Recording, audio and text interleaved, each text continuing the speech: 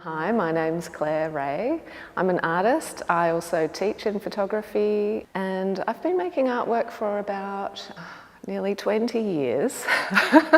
that utilises my body in relation to architectural space, and I've been kind of working away at those themes and ideas for almost that entire time. When I'm working on a project, I usually have a particular approach to each one, and often my process is quite consistent across the work, but I switch back and forth between using analogue and digital photography. And yeah, if I'm shooting on a digital camera, it sort of allows me to immediately go back and review the work, and I can adjust the composition, and I end up kind of shooting something, 50 or 100 times just to kind of get it right. But if I'm using film, then there's a lot more left to chance, and that's kind of one of the draw cards of that medium, because I'm really interested in the chance that's involved in photography and the sort of things that can go wrong or can go right in any given moment. When I was at art school, my work was looking at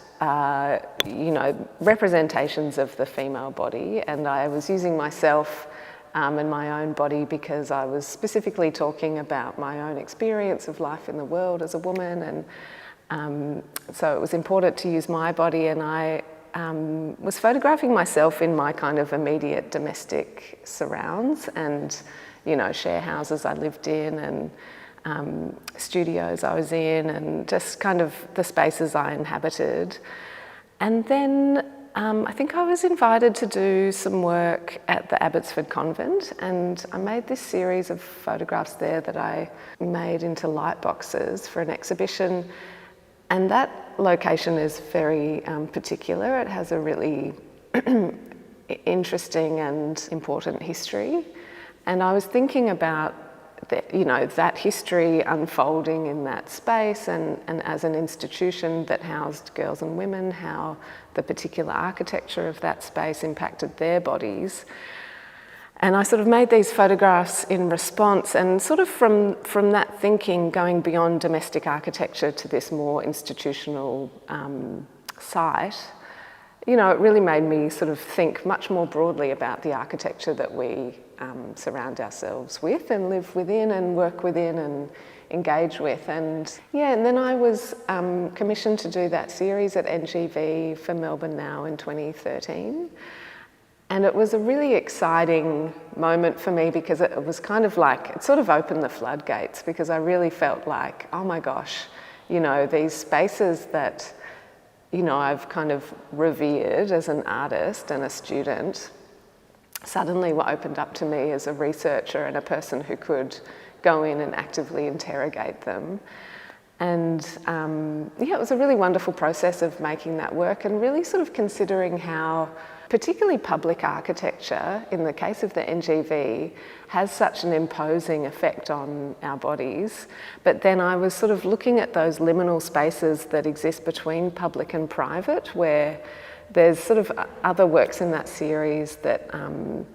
where I image myself in corners, or in there's one that's a cleaner's stairwell that the cleaners use, and it's, it's out of public access, but it's only utilised by a very specific set of people. And I was really thinking about these kind of behind the closed doors, what happens and how do people move and interact in those spaces. And then that series has kind of led me on this path of thinking about other institutions that I've engaged with.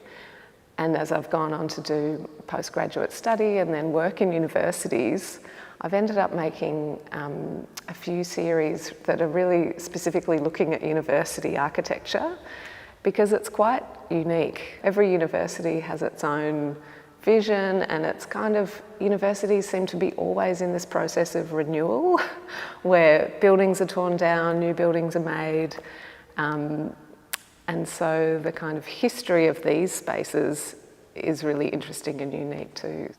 When I'm enacting these performances in particular spaces, they could be seen as an extension of the studio, because you know, I'm actively creating artwork in a variety of places. And funnily enough, maybe because of my education, but I've never been very much of a studio kind of artist. When I started making work with, you know, with my own body, I was really conscious of, I was quite conscious to not show my face, because I was trying to kind of visualise an experience of something rather than making a photograph of myself. You know, they kind of all became quite faceless, and it was the back of my hair, and, you know, I've sort of come to a bit of a compromise where sometimes it's the side of my face, or, you know, I'm still trying to, I guess, visualise this experience of what it means to be a woman in these spaces, and not necessarily Clare Rae, but a woman. And so when I kind of identify each site and I'm thinking about the pose, usually the architecture will dictate the pose, and I'll have some ideas about different things that I could try. You know, I'll usually identify the sites first and then have, you know, a little bit of an idea of what I might do, but I try not to sort of pre-script it too much, and just react spontaneously to a site. But often I'm in sort of conflict with the space, or there's you know, a particular sort of conversation that is happening which is uncomfortable, or, you know, awkward or absurd or precarious. You know, I try and hone in on those moments, because I'm, you know, I guess trying to highlight how limited the representations of women are in our society, and how I don't see representations of women very often that match up to my own feeling of myself in my body. I think these works are more a kind of childish act of rebellion, where I'm trying to, it's often I feel as though, you know, that sort of spirit that I'm trying to capture in the photographs is like when a child has a tantrum, and, you know, I'm kind of like doing the naughty thing in a particular place that I'm not meant to do. I started out, like way back when I was in undergrad, I made this video work called Where's My Good Girl? And that was a phrase that my mum used to say to me and my sister, where's my good girl, when we were being naughty. And, you know, years later in my 20s, I started thinking about that, and thinking about how much, just how sort of restrictive, and what a horrible phrase that is about being a good girl. And so, yeah, I made this video work when I was at uni in response to that, and that sort of kernel of, you know, anger and frustration at being sort of limited and restricted and oppressed in that way based on my gender has really stayed with me. And I can't, you know, and I'm still angry about it, and I'm still making artwork about it. Yeah, I think the kind of overwhelming feeling is just about getting away with it.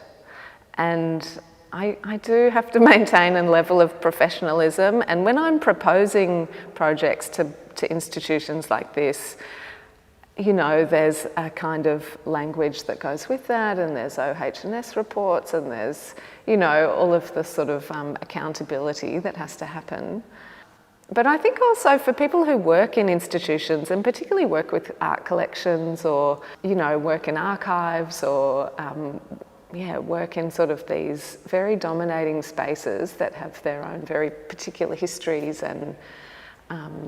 sort of set of expectations, often, you know, often they're my greatest conspirators, because they want to see something radical happen in these places. I'm often asked about whether I would perform live, and I think to do something like this, just in a space, kind of only for me answers half the question. A lot of the question is really around photography, and how, yeah, the photographic medium can shift a performance, or express a performance, or communicate a performance in a way that we just couldn't see live.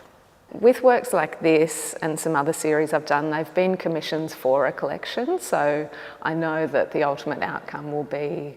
you know, the photographs will enter the collection. You know, because I'm trying to enact a performance that is subversive, there is a kind of other layer of subversion where, you know, I'm critiquing the institution,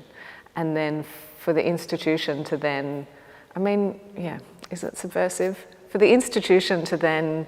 acquire the work and display it, I guess it's a kind of sort of subtle meta-narrative that is happening. So when I started working on this project in 2018, I was thinking a lot about my dad, who studied architecture here in the mid-1950s. And I ended up going out to the archive at Bandura, and I looked up his student record, and I saw, you know, I've got the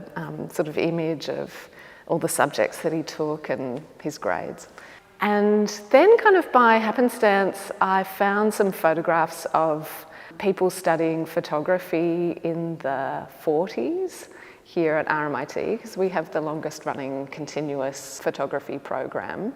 It was kind of a revelation, you know, I was thinking about my dad, and then a decade prior to him studying here, these women had been studying photography, and there's these photographs imaging their experience of being in the darkroom and posing for photos, and it became this sort of highly reflective process where I was thinking about our relationship to spaces over time, you know, having this kind of family connection to a place. And then, yeah, thinking about women's experience at this institution. This work for me has a kind of, it sort of has a very personal connection